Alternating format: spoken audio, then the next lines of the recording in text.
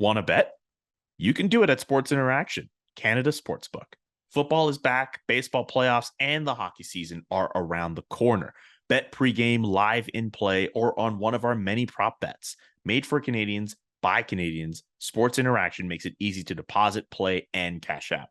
Join now and see all sports betting has to offer. You can head to sportsinteraction.com/SDPN. That's sportsinteraction.com/SDPN. Ontario only, 19 plus. Please play responsibly. I'd love to know if you can just give me your picks for some of these different categories I've brought up here. I think I've got about six or seven different things I want to know from you. To start, I would love to know, and I think you kind of mentioned it previously, your sleeper team for this season. Well, in my crystal ball here, as I watch CJ's crystal ball, as I watch it all go around, all the energy, it is speaking to me that the New Jersey Devils are going to be my sleeper team. I don't really know how to define a sleeper team, if I'm being honest. But I just could see them being a team that has a pretty big improvement in the standings with a simple thing. And it's not simple when you don't have it, but getting better goaltending. I think that they were a team that had better results than what the results in the standings showed in some ways. And, you know, they've got good young players that I think are going to get better. I like their off season to a degree. I know they were trying to make even more of a splash than they ultimately did. But, you know, I think a couple things go right for the Devils, and I certainly could see them sneaking into a wild card spot in the Eastern Conference. And remember, there's a huge gap between the teams that made the playoffs and the ones that didn't in the East last year. I mean, I've seen that some people in their predictions are basically predicting the same 8 teams. And I think it's rational, because if you're predicting somebody else to go in there, you're basically predicting a 20-point jump for another team. But yeah, the Devils are a team I think will be much better this year in the standings than they were last year. And I could even see them slipping into the playoffs. Okay. What about the team that will end up being the most overrated? Kind of the opposite of sleeper. Well, who's highly rated? I think that the team that's poised for the biggest drop off to me is the Florida Panthers, a team that won the President's Trophy last year. I don't know that they're overrated, because, you know, I don't know if people are talking them up as now they're going to win a Stanley Cup after that Matthew Tkachuk trade. But, you know, just looking at their team on paper from where they were, it's hard for me not to see some kind of decline this season. I don't know if that counts as overrated, but certainly I think that they're the team most poised to take a step back among kind of the elite teams that we had in the league last year. You know, maybe the Ottawa Senators are overrated a little bit. If I'm taking the spirit of the question a little bit differently, but so much hype around them, I think it's going to be hard for them to live up to that hype with a blue line that still includes Travis Hamonic and Nikita Zaitsev in their top 6. I just think that there's a lot of questions about how they're going to defend. The goaltending is no sure thing. You know, unfortunately, Cam Talbot starting the year with an injury. Anton Forsberg had a great season last year, but not a huge track record, of course, as a number one who could play a lot of games. And so I think, despite the fact that I like a lot of the young forwards, and I think there is reason to be excited in the broader marketplace, it might be a little overrated by some who are expecting this massive leap up the standings. I'm not sure I see it that way, just because they've still got some pretty significant holes there. Okay. All right. I like these picks so far for sleeper and overrated. How about your Calder Trophy pick? I got to go with Matty Beniers. You know, I just think he's going to play a lot of minutes.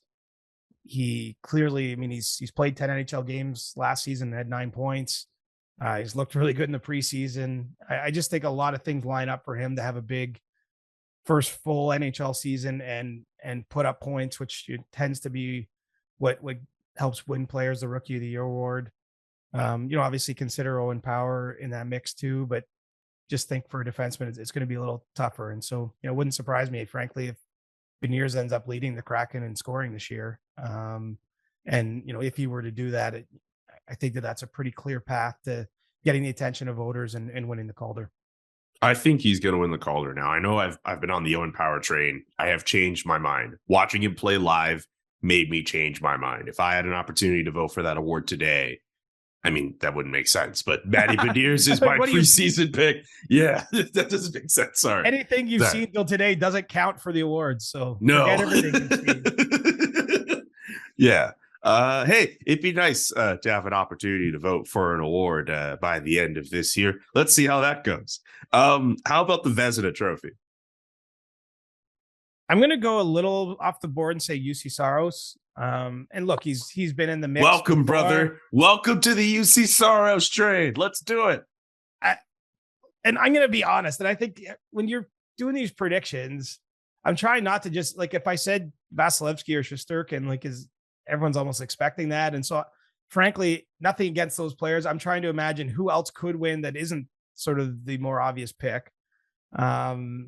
So I'm really not pretending there's any science behind this great selections of mine. But, Saros has been a top flight goalie for a while. Like I could see Nashville actually being a little bit of a sleeper kind of team. I haven't seen a ton of hype about them entering the year, but as I mentioned, they kind of play a little bit differently. And I think that he could be a difference maker for them. Maybe they have a season people aren't expecting, and he plays a lot of games too, more than most of his counterparts. And so I think he's going to have an ability to compile some pretty nice stats. And so if I'm trying to build a case for one of the non-obvious goalies to win or non-really, really obvious goalies to win, I'm going UC Saros. Give me your pick for the Hart Trophy. Cale Makar. I think. Okay.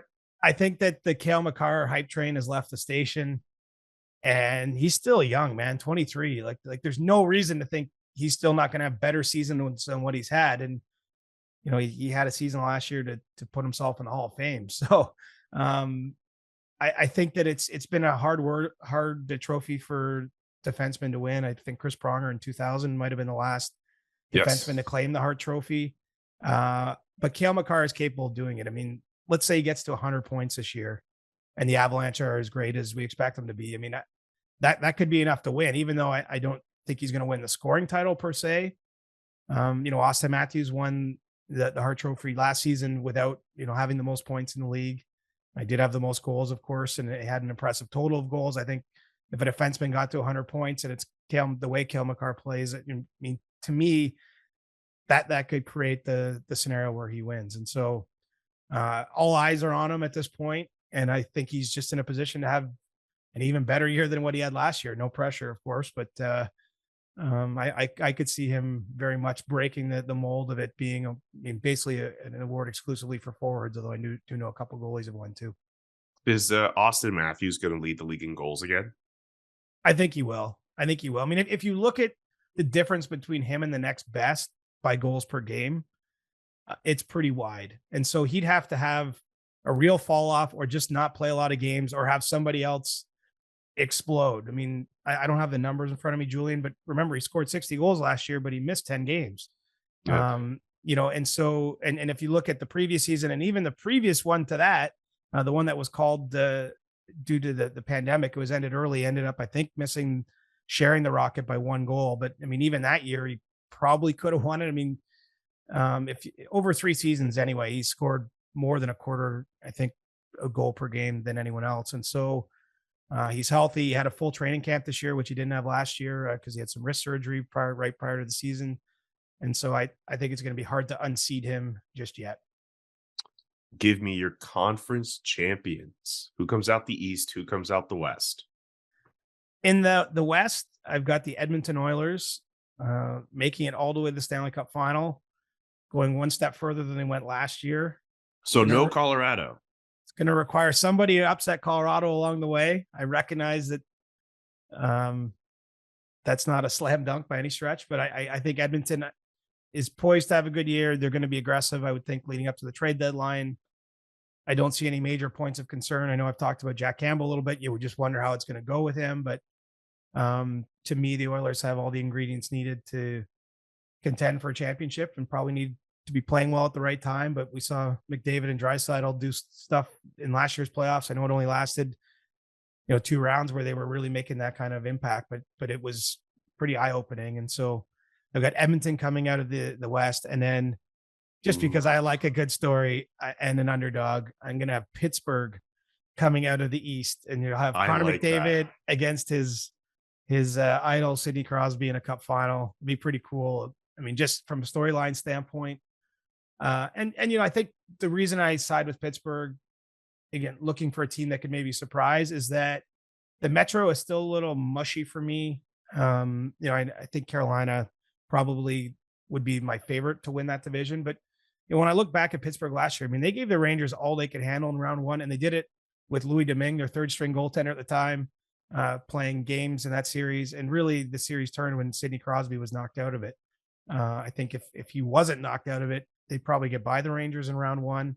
And so I know Pittsburgh hasn't won a playoff series for a few seasons running now, but I think you look at those series, they haven't been that far off. And so this is it's not full last dance season for the Penguins. They signed, some of their veterans for a couple more years, but pretty clearly those guys are getting down to their final chances. And I'm predicting a bit of a Cinderella type run for them to the final, where Edmonton's going to lift the mug. Good. Okay. Before we get to, we talk a little bit more about why you think Edmonton's going to win the cup. Could you imagine the last two postseasons for Pittsburgh, if goaltending doesn't let them down as you're about to enjoy a coffee crisp? Yeah, bud. Halloween chocolate season this year. So you're going to answer my question, or are you just going to just do ASMR the whole time?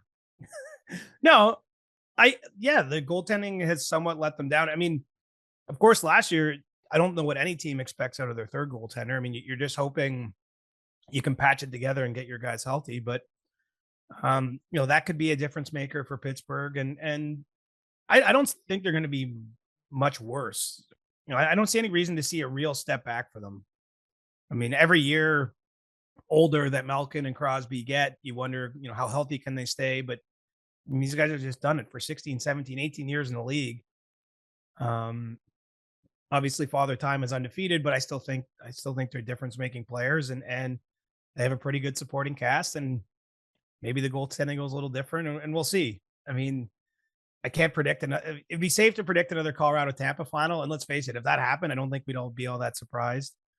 But I tried to go with something a little different. And so I'm calling Edmonton, Pittsburgh, and I'm sticking with it until those teams have no games left to play. I'm picking, by the way, Colorado, New York Rangers. I'm big on the Rangers this year. I think they have everything it takes to make it to a Stanley Cup final. I think last year was a really big jump in their evolution, and this could be a team. Hey, I could be wrong, but I think that could be a team that could be really good in that Eastern Conference for a very long time. Yeah, they got all the pieces to do it. We'll see what happens. By the way, Coffee Crisp is genuinely a good chocolate. We can both agree on Coffee Crisp.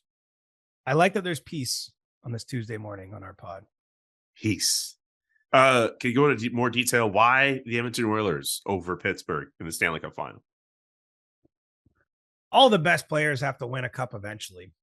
I mean, I realize there's some exceptions to that, but I just think it will be McDavid's time at some point, and Draisaitl, and it's their time. I think that's as simple as it is. I don't have crazy strong feelings, and as I probably should have put a stronger disclaimer on this. Like, what the heck do I know? Nobody be taking any of this with nothing more than a grain of salt. But I think Edmonton. Look at usually there's 6, 7, 8 teams that have a chance to win truly in the NHL. I mean, that's my rough guide. I think Edmonton is clearly in that group of teams for me. And so I'm trying to sketch out which one of them might go. And it really wouldn't surprise me entering the season, though, in all seriousness, if the Oilers won the cup. I don't think it's a preposterous thing to say. They got their gates blown off by the Avalanche in the Western Conference final last season, but it's a new year. The Avalanche lost some players. It is tough to go back to back, even though we've just seen Tampa do it. And obviously Pittsburgh did it in 2016 and 17. It's not impossible, but before that, it had been almost 20 years since any team had done it. And so I just think the cap era, it's really hard to stay at the top of the mountain for too long. And so I think 97 is going to find his way up there one of these years. And why not this one? Also really cool that you think the Edmonton Oilers are going to win the Stanley Cup in episode 99 of the CJ Show.